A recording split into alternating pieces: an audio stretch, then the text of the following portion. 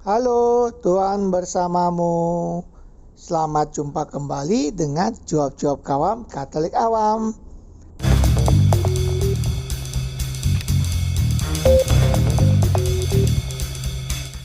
Apa kabar Bapak dan Ibu, kakak dan adik, saudara-saudara, teman-teman dan rekan-rekan semua? Semoga baik adanya, sehat, sejahtera, dan bahagia. Mari bersama dengan Cuap-Cuap Kawam Katolik Awam, kita membaca dan mendengarkan bacaan dan renungan hari ini. Ingatlah untuk memberikan suka, komentar, dan bagikan kepada yang lain sehingga mereka dapat membaca dan mendengarkan bacaan dan renungan hari ini. Mari kita hening sejenak sebelum kita membaca. Bacaan pertama diambil dari surat Petrus yang pertama bab 1 ayat 10 sampai 16.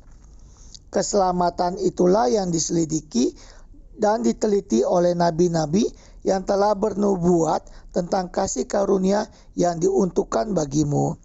Dan mereka meneliti saat yang mana dan yang bagaimana yang dimaksudkan oleh Roh Kristus yang ada di dalam mereka, yaitu Roh yang sebelumnya memberi kesaksian tentang segala penderitaan yang akan menimpa Kristus dan tentang segala kemuliaan yang menyusul sesudah itu.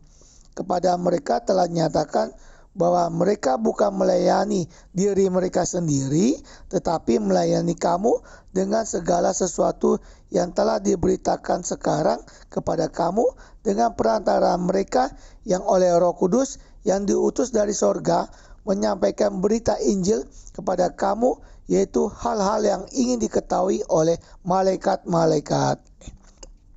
Sebab itu, siapkanlah akal budimu, waspadalah dan letakkanlah pengharapanmu seluruhnya atas kasih karunia yang dianugerahkan kepadamu pada waktu pernyataan Yesus Kristus.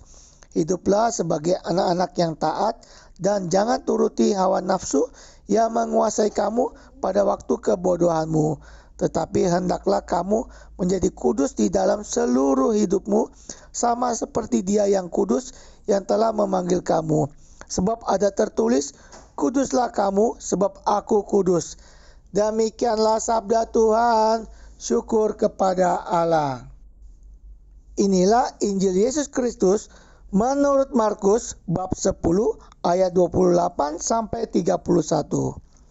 Berkatalah Petrus kepada Yesus, "Kami ini telah meninggalkan segala sesuatu dan mengikut Engkau."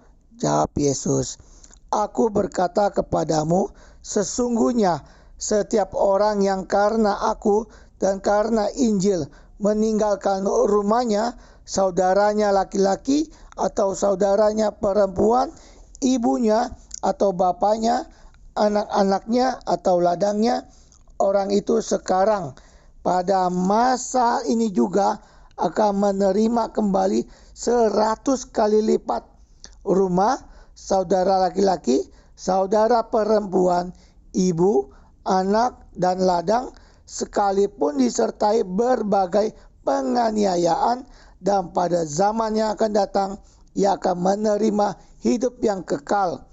Tetapi banyak orang yang terdahulu akan menjadi yang terakhir, dan yang terakhir akan menjadi yang terdahulu." Demikianlah sabda Tuhan, terpujilah Kristus. Renungan bertolak dari surat Petrus pertama bab 1 ayat 16. Sebab ada tertulis, kuduslah kamu sebab aku kudus. Perkataan surat Petrus ini mengutip sebagian dari Imamat bab 19 ayat 2. Berbicaralah kepada segenap jemaah Israel dan katakan kepada mereka, kuduslah kamu sebab aku Tuhan Allahmu kudus. Allah itu kudus, maka jemaah pengikut jalan Tuhan juga diminta menjadi kudus. Artinya jemaah tidak mengikuti kehidupan yang umum di dunia, tetapi mengikuti kehidupan yang diajarkan oleh Yesus Kristus. Bila dunia mengajarkan mata ganti mata atau balas membalas, maka Yesus Kristus mengajarkan kasihilah musuhmu. Cara menjadi kudus dilakukan dengan siapkanlah akal budimu, waspadalah dan letakkanlah pengharapanmu seluruhnya atas kasih karunia yang dianugerahkan kepadamu pada waktu penyataan Yesus Kristus. Surat pertama Petrus bab 1 ayat 13.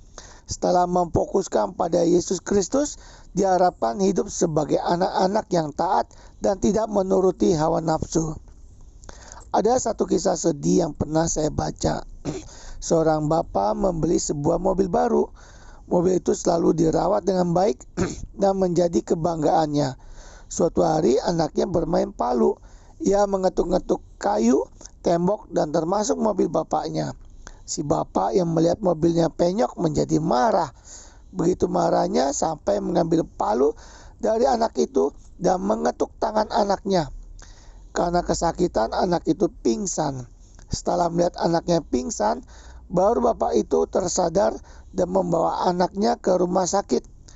Rumah sakit berusaha namun tidak dapat mengembalikan jari-jari anak yang hancur karena dipukul palu itu. Sang bapak sedih dan menyesal. Penyesalannya makin dalam ketika anaknya yang siuman menanyakan kapan jarinya sembuh.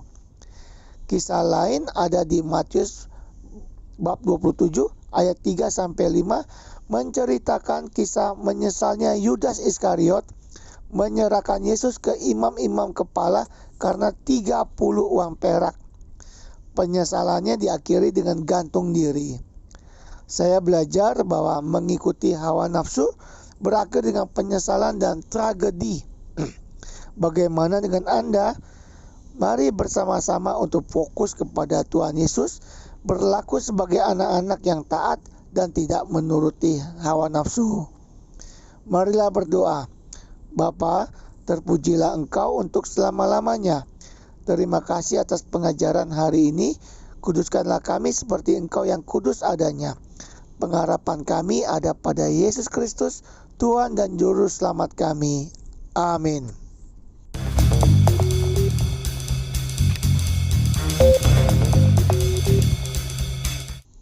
Tuhan bersamamu. Terima kasih Bapak dan Ibu, kakak dan adik, saudara-saudara, teman-teman dan rekan-rekan semua yang telah turut membaca dan mendengarkan bacaan dan renungan hari ini. Sampai jumpa kembali dengan cuap-cuap kawam Katolik Awam.